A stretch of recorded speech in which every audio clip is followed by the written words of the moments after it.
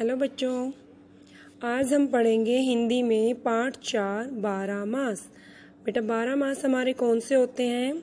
जनवरी से लेके दिसंबर तक हमारे 12 महीने हैं।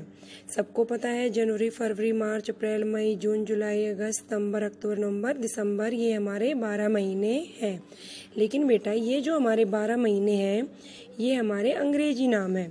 हम इस पाठ में जो पढ़ेंगे वो है हमारे हिंदी में जो उनके नाम है, यानी कि हमारे भारतीय परंपरा के अनुसार, भारतीय कैलेंडर के अनुसार इन महीनों को किस नाम से जाना जाता है और किस महीने का क्या महत्व है, और हर महीना जब शुरू होता है प्रत्येक महीने की शुरुआत में उस महीने में क्या क्या बदलाव हम देखते हैं, वो सब हम इस पाठ के माध्यम से जानेंगे और इस पाठ में हम पढ़ेंगे।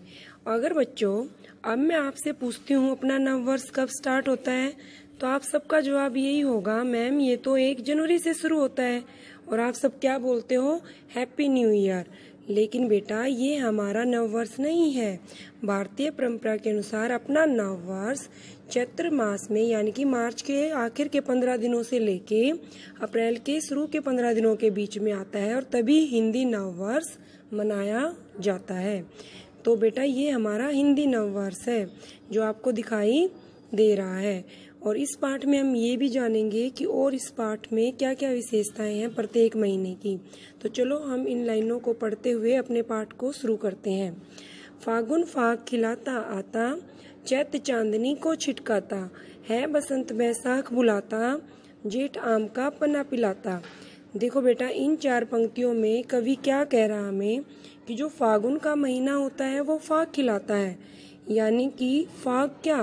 फाग होता है बेटा आपका त्योहार। कौन सा त्योहार? होली का त्योहार, जिसमें आप क्या करते हो?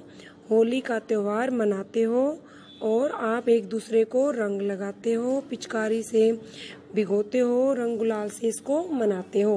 और फिर क्या कहता है, जो चैत का जो महीना है, यानी कि चैत के महीने में क्या होता है, कवि बता रहा है कि जो चैत का महीना है उसमें चंद्रमा की चांदनी का प्रकाश ऐसे फैल जाता है जैसे चारों तरफ रोशनी हो गई हो, दिन रात में दिन जैसा उजाला आ जाता है। तो इस प्रकार जो चैत के महीने में चांदनी चारों तरफ फैल जाती है। फिर क्या कहता है कवि कि जो बैसाख बसंत का महीना है वो बैसाख को बुलाता है और चारों तरफ हरियाली आ जाती है और सब धूमधाम से क्या मनाते हैं इस महीने में बेटा? बसंत पंचमी भी मनाते हैं, जो क्या है माता सरस्वती देवी की, जिसमें पूजा की जाती है। और माता सरस्वती देवी हमारी विद्या की देवी है और हम उसकी पूजा करते हैं। तो इन पंक्तियों में बेटा हम पढ़ रहे हैं। अब आगे कवि क्या कहता है, जेठ आम का पन्ना पिलाता, यानी कि जो जेठ का महीना है उसमें गर्मी इतनी बढ़ जाती है कि हम कच्चे आम का शरबत बनाकर, पन्ना बनाकर उसको पीते हैं और जिससे हम अपनी गर्मी को दूर करते हैं। तो इन 4 पंक्तियों में हमने जाना बेटा इन महीनों की विशेषता, 4 महीनों की, और ये चारों महीने हमारे गर्मी के महीने हैं। अब है आगे, है आषाढ़ पानी बरसाता, सावन झूले खूब झुलाता, भादो नदी ताल भर जाता, दशहरा कुवार लेकर आता। इसका मतलब क्या हुआ बेटा कि ये जो 4 महीने हैं हमारे, जिनकी अब हम बात करेंगी, आषाढ़, भादो और कुवार महीने की, इनमें क्या होता है कि ये चारों महीने बारिश के महीने माने जाते हैं। और इनमें क्या होता है, आषाढ़ के महीने में पानी पानी हो जाता है, यानी कि पानी हर तरफ होता है। आप छाता लेकर निकलते हो, पानी की बूंदें आपको हर जगह मिलेंगी, गीला हुआ मिलेगा। फिर अगले महीने में क्या है, सावन झूले खूब झुलाता। जो सावन का जो महीना आता है उसमें क्या होता है, सभी झूले झूलते हैं। आप भी झूला झूलते हो, तीज का त्योहार मनाते हो, मिठाइयाँ खाते हो, घेवर खाते हो और खूब मज़े से झूलते हो।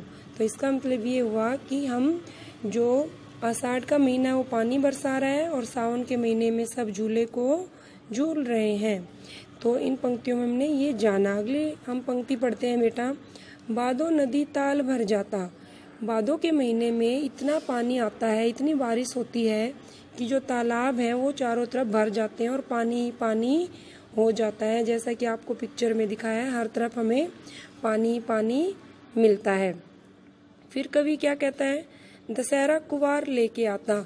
जो अश्विन मास है, कुवार उसको बोलते हैं, उस महीने में क्या होता है, दशहरे का जो त्योहार है वो आता है, यानी कि जब श्री राम ने रावण का वध करके क्या किया था, विजयदशमी मनाई थी, यानी कि विजय पाई थी किस पर, असत्य पर सत्य की विजय हुई थी। अगली 4 लाइनें बेटा, कार्तिक दिवाली चमकाता, अघन आग तपाता आता, पूस गरम कपड़े पहनाता, माँ मावट है बरसाता। अब देखो बेटा अगली पंक्तियों में जो कवि कह रहा है वो क्या कह रहा है कि जो कार्तिक का महीना होता है दिवाली चमकाता। अब देखो दिवाली कब आती है, जब आप दिए जलाते हो, यानी कि भगवान श्री राम के आगमन पर हमने सबने दिए जलाकर उनका स्वागत किया था। तो जो दिवाली का त्योहार है उनके आने की खुशी में मनाया जाता है और हर तरफ दिए जलाए जाते हैं और दिवाली का त्योहार मनाया जाता है। अगली लाइन में क्या कहता है, अगन आग तपाता आता। फिर अगले महीने में तो इतनी आग आ जाती है, जो अगन का महीना है यानी कि मार्गशीर्ष, कि हम अपने हाथों को सेक कर अपनी सर्दी को दूर भगाने की कोशिश करते हैं और इस प्रकार हम अपने हाथों को सेकते हैं।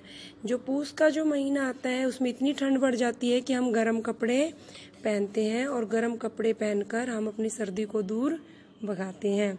तो अगले महीने में फिर क्या होता है बेटा, माह मावट है बरसाता। जो माह का महीना है मावर, उसको मावट शब्द प्रयोग किया गया है क्योंकि उस महीने में ज़्यादा बारिश होती है। देखो किस प्रकार बारिश ही बारिश होती है, गीला होता है और दोबारा बारिश की कम ज़्यादा हल्की हल्की बूंदों से गीला गीला होता रहता है, जिससे बारिश रहती है। तो इन चारों महीनों की विशेषताएं बेटा ये हैं कि इनमें सर्दी आती है, दिवाली आती है, बारिश भी आती है। तो अगली लाइनों में कवि क्या कर रहा है, नया महीना जो भी आता नई नई रंगत दिखलाता है। इस प्रकार हमने जो अपने 12 महीने पढ़े हैं 4-4 करके, हर महीने की अपनी एक विशेषता है और हर महीने में जो क्या है, हर महीना अपनी नई रंगत दिखाता है और उसमें कोई न कोई त्योहार